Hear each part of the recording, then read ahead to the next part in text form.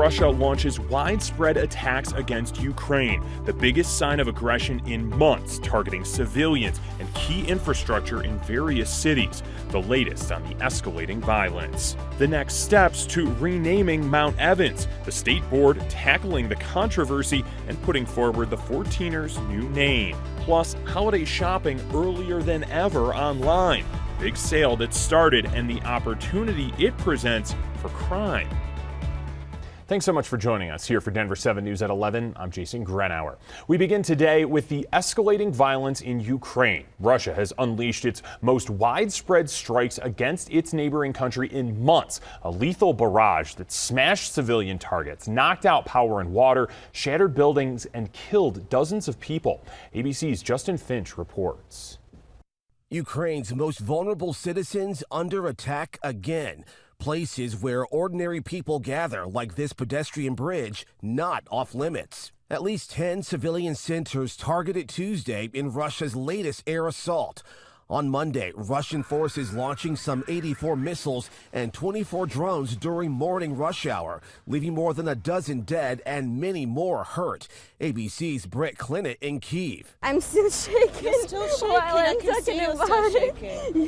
Yeah, because it's so scary. You know, you can drive to work and boom, and you're gone. Ukraine's President Zelensky accusing Russian forces of terrorism. This morning, Zelensky joining a virtual meeting with President Biden and other G7 nations to discuss support for Ukraine and holding Putin accountable. The White House vowing continued assistance. Clearly, after this weekend, air defense capabilities continue to be a significant need for Ukraine. Russian President Vladimir Putin calling these expanded attacks a response to last weekend's bombing of the Kerch Bridge, the 12-mile strategic roadway linking Russia's mainland to the illegally annexed Crimean Peninsula and a crucial supply line for Russian troops. Britain's top spy says Russia's recent attacks reveal Putin's desperation, adding that Russian military commanders are running short on weapons and supplies. Justin Finch, ABC News, Washington. And hackers are causing problems here in Colorado with Russian ties. Just yesterday, officials at DIA and the Colorado Springs airport say their websites were targeted by cyber attacks. A pro-Russia hacker group was behind it. Now, DIA's website never went offline, but Colorado Springs' did briefly. Well, from the airport to the mountains, a famous 14er is slated to potentially get a new name. A proposal to rename Mount Evans goes before a state board today. As Denver 7's Brandon Richard reports, the process, which may be a lengthy one, comes with some controversy.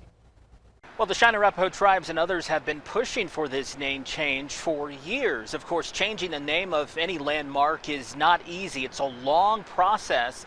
But tonight marks an important milestone in that process. For the very first time, the Colorado Geographic Naming Advisory Board will hear the proposal from tribal representatives seeking this name change.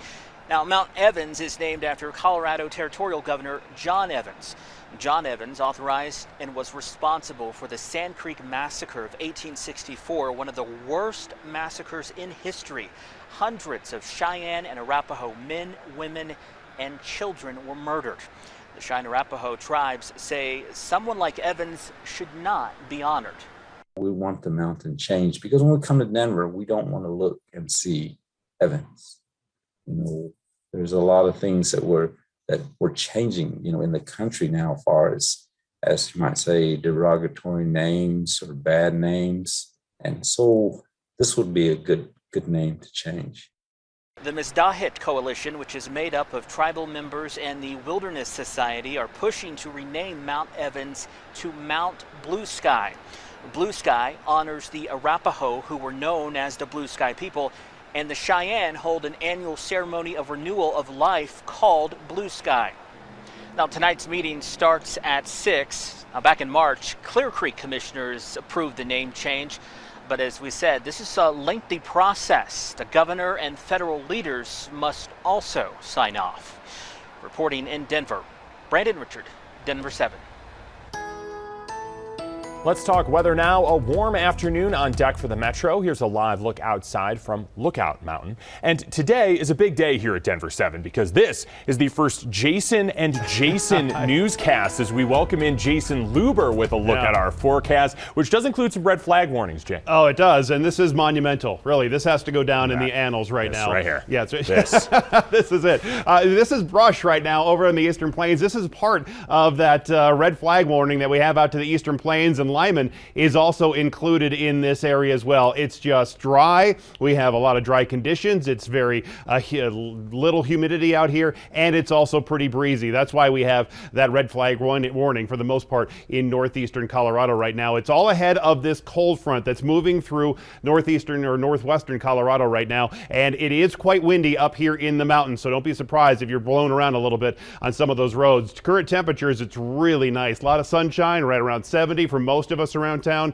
and it's going to be a pretty nice afternoon, but again, we're going to have some of those breezes to deal with. We'll talk more about that as well as some of the other warnings coming up in just a few minutes, Jason. All right, Jason, thank you. And a reminder, you can get 24/7 Colorado weather updates and live radar on your TV. Just download the free Denver 7 Plus app for your favorite streaming device.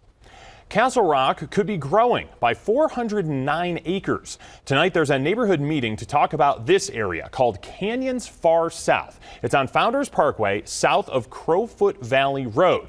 Now, if approved, this new neighborhood could have 474 homes plus commercial space and park space. Tonight's meeting is the third neighborhood meeting on this proposed annexation. Colorado's Secretary of State's office says it mistakenly sent postcards to about 30,000 people who aren't citizens, encouraging them to register to vote. Now, a driver's license database glitch is reportedly to blame. The Secretary of State's office says anyone who isn't a citizen and tries to register to vote won't be able to. Well, eligible voters in Adams, Arapahoe, and Denver counties will use a first-of-its-kind shared ballot box. Now, typically, drop boxes are specific to the county in which the drop box is located. This tri-branded drop box, located at the Martin Luther King Jr. Library in Denver's East Colfax neighborhood, aims to improve access for voters. Clerks from all three counties said the box will be monitored 24/7 to keep every vote secure. And here are some dates to remember as we get closer to Election Day. October 17th, that's next Monday, is the first day ballots for the general election can be mailed out. You should already have received your blue book by now. And Election Day itself, that is November 8th. Polls will be open that day from 7 a.m. to 7 p.m. Millions of Americans will be watching this week's inflation report, which comes out this Thursday. The Social Security Administration uses that report to determine the cost of living adjustment for next year. 66 million people received Social Security benefit checks. The Senior Citizens League predicts the cost of living adjustment, or COLA, will be about $144 more per month for next year. That would be the highest adjustment since 1981. Well, if you want to get a jump on holiday shopping, Amazon is starting its holiday sale today. Since Prime Days were back in July, Amazon is calling this the Prime Early Access Sale. They are promising deals on a wide variety of items for Prime members, especially on tech and devices. A Prime membership costs $14.99 a month. But all those deliveries also create opportunities for porch pirates. In fact, security website SafeWise ranked the Denver metro area #1 in the country for porch pirates in 2021. Denver 7 spoke with one woman who says she was expecting to come home to $250 worth of items that were delivered. Instead, here's what she found on her doorbell camera. The first thing we see is really just her picking up the package and running back to the car. She gets back in the car, which I think is a blue Kia Sportage, and then she drives away. It's such a violation. Denver police say they have received 939 reports of package theft so far this year. One of those actually came from me. That's slightly lower than this point last year, but higher than in 2020 and more than double the number at this point 5 years ago. So if you plan to do some online shopping, here's some advice from Denver police to keep your packages safe. If you're not home during the delivery window, have your package delivered to your workplace or to a friend or neighbor who might be home. Choose a shipping option that requires a signature for delivery, or have the shipping company keep your package at its local facility or at a nearby pickup locker. And if you have video of porch pirates that are targeting your home, we want to include them in our Hall of Shame. You can email newstips@denver7.com. Please include the area where the theft happened, whether a police report was filed, and permission to use your video on all of our platforms.